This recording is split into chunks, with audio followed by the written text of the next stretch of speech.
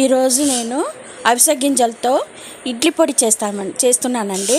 రండి ఎలా చూద్దాం రండి.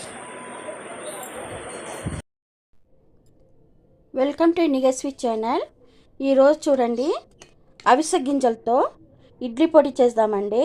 ఈ అవిసె గింజలు ఎంతో ఆరోగ్యానికి చాలా మంచిదండి. నేను దీంతో అవిసె గింజలతో పచ్చడి చేసి వీడియో ఇస్తున్నానండి. ఈరోజు నేను ఇడ్లీ దోశకు పొడి చేస్తున్నట్టు వీడియో ఇస్తానండి. చూడండి, ఒక చిన్న కప్పు, మీరు ఏ గ్లాసులోనే దేంట్లోనే తీసుకోండి, ఒక చిన్న కప్పు అవిసె గింజలు తీసుకున్నానండి. కప్పు మినపప్పు తీసుకున్నానండి. అలానే కొంచెం 1 స్పూను శనగపప్పు తీసుకున్నాను. అలానే బియ్యం చూడండి, ఒక 1/4 కప్పు బియ్యం తీసుకున్నానండి. ఇవన్నీ వేయించాలా, కొంచెం ఇంగువ వేసుకోవాలండి. అట్లనే ఒక పిడికడంతా కరివేపాకు, ఒక 10 మిరపకాయలు, ఎండి మిరపకాయలు అండి, కారం తగ్గినట్టు, ఒక ఎల్లిపాయ పొట్టు తీసి పెట్టుకున్నానండి. అలానే ఒక బఠానీ గింజలంతా చింతపండు అండి. ఇవన్నీ విడివిడిగా వేయించాలండి. ఫస్ట్ అవిసె గింజలు, తర్వాత మినపప్పు, దాంట్లోనే శనగపప్పు కూడా వేసి వేయించాలండి.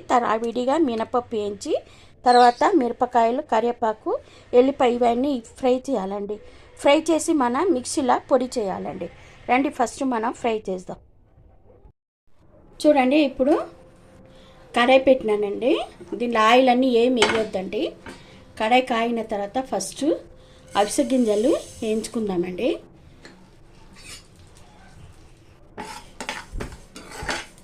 మంచిగా ఫ్రై చేసుకుందాం.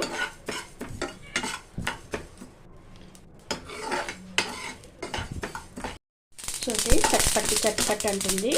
ఇప్పుడు ఇది ఫ్రై అయిపోయిందండి. ఇది తీసి ప్లేట్లో వేసుకుందాం. నెక్స్ట్ మినపప్పు వేసుకుందామండి. 1/4 కప్పు మినపప్పు. చూడండి, 1 స్పూను శనగపప్పు అండి. ఇవి కూడా మనం ఫ్రై చేసుకుందాం. చూడండి, మినపప్పు కూడా మంచిగా వేగింది. చూడండి, ఇట్లా బ్రౌన్ కలర్ వస్తే చాలండి. ఇప్పుడు ఇవి కూడా తీసి పక్కకు పెట్టుకుందాం. తర్వాత మనం బియ్యం వేస్తామండి. మనం వండుకున్న బియ్యం కానీ, ఉప్పుడు బియ్యం కానీ ఏదైనా వేసుకోండి. నేను ఇడ్లీ బియ్యం వేసినానండి. ఇవి కూడా మంచిగా ఫ్రై చేయాలండి. చూడండి, బియ్యం కూడా ఇట్లా బ్రౌన్ కలర్లో వచ్చింది. చూడండి, ఇది చాలు. ఇప్పుడు ఇవి కూడా తీసి ప్లేట్లో ఆరేసుకుందాము. అలానే ఫస్ట్ కొంచెం ఆయిల్ వేసుకుందామండి. కొంచెం ఆయిల్ వేసుకుందాం. దానిలో ఇంగువ వేసుకోవాలండి. మనం కొంచెం ఇంగువ వేసుకోవాలా.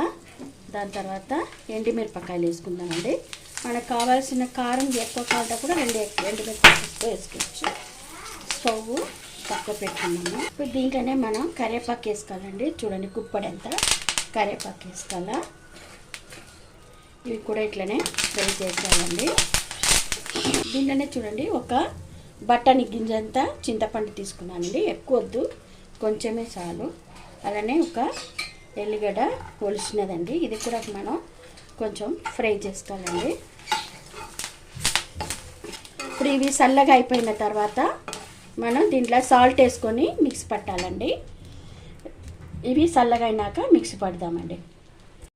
చూడండి, ఇవి చల్లగా అయిపోయింది. ఫస్ట్ ఇవి గింజలు ఈ పప్పులు వేసి ఫస్ట్ మిక్సీ పట్టుకుందామండి. తర్వాత మనం కరివేపాకు మిక్సీ పట్టి దీనిలో కలిపేస్తామండి. ఫస్ట్ ఈ పప్పులన్నీ మిక్సీ పడదామండి. చూడండి, పొడి రెడీ అయిపోయిందండి. ఇవి మనం ఒక బాక్స్లో వేసి పెట్టుకోవచ్చండి. అప్పుడప్పుడు ఇడ్లీ దోశకి వేసుకొని కొంచెం నువ్వుల నూనె వేసుకోవాలండి. నువ్వుల నూనె లేకపోతే నెయ్యి కూడా కొంచెం వేసుకోవచ్చండి. వేసుకొని మంచిగా ఇట్లా కలిపేసి చూడండి, ఇడ్లీకి మంచిగా చేసుకొని ఇట్లా అతుకొని తింటే ఎంతో బాగుంటుందండి. ఎంతో రుచిగా ఉంటుంది. ఇది డైట్ ఫుడ్లో కూడా వస్తుందండి. ఆరోగ్యానికి చాలా మంచిదండి అవిసె గింజలు.